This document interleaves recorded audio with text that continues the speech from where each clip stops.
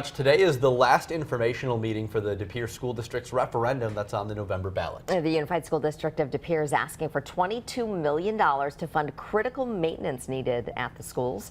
Kristen Allen is live outside the district office this morning. Kristen, what can voters expect to learn at this meeting?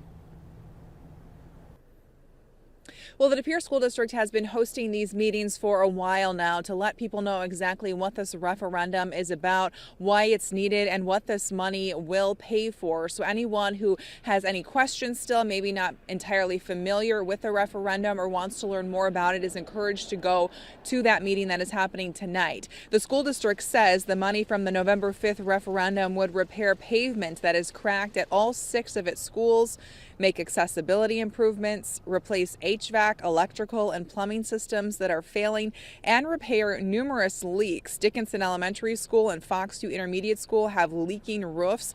Heritage Elementary School has issues with its windows, and the high school has water coming up from underneath. Major security upgrades would also be made. The district superintendent says that right now no further cuts can be made to fund these issues. Our priority in the school district is always going to be student learning. The people that make that happen, the teachers and the paraprofessionals, they're our number one focus as being those instruction providers to students, and therefore we prioritize them. We've gotten to a point though in the school district where we can't cut any more staff without having to have a major impact on student learning.